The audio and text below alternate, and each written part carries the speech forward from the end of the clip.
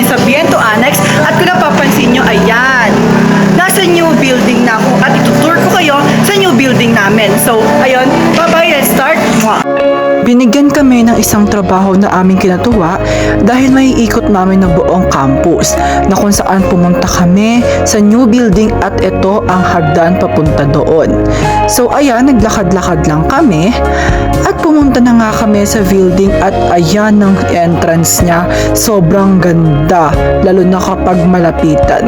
Ito yung pinto ng CR at ayan, pinicturean ko siya at binidyohan at lumapit ako, subalit ako'y kinabahan dahil may taong natutulog. Then pinuntahan namin yung CR at sinilip namin kung gaano kaganda. Ayan ang CR ng Biento Annex. Parang CR siya sa mall o sa mga K-drama na kung saan yung mga bully nandun sa may loob tapos yung binuli nila doon sa loob ng CR umiiyak.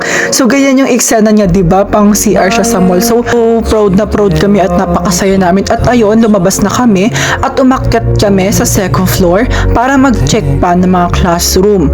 Then ayan, yung hagdan pa lang niya at ito ang lawak talaga ng hallway. Diyan kami nagulat kasi sobrang lawak ng hallway ng loob ng classroom. Lahat talaga mapagmamalaki mo. Kaya sa mga nagsasabi dyan na ang sikip doon ng hallway namin, ngayon nyo kami sabihan. Charing. So ayun, ayan, sobrang lawak talaga ng hallway niya at napakalayo ng mga puwang niya na halos ikaw na lang di mapapagod kakaikot dyan. Patikim pa lang yan. Then umakit na kami ng third floor.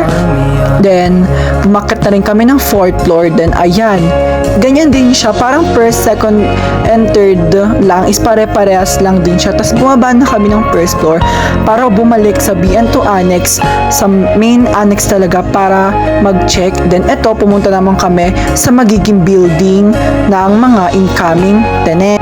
Hindi ko muna sasabihin dahil hindi ko rin alam kung sure ba yung narinig ko ng mga students sa magbi-building dito. So ito, BN4 LM siya na pinahiram ata ito para gamitin ng high school sa pasukan. Napakaputik, napakamadulas ng dinaanan namin para lang pumunta dito. So balit no choice kami dahil i-check namin ito para sa brigada lilinisin na lang siya. So meron siyang first, second, and third floor na kung saan inakit namin niyon at nag-check na mga classroom na kung saan gagamitin para sa pasukan. Handang-handa na talaga ang Biento National High School para sa nalalapit na brigada eskwela. So inaasahan talaga namin na maraming students ang pupunta. Sana naman marami. Thank you!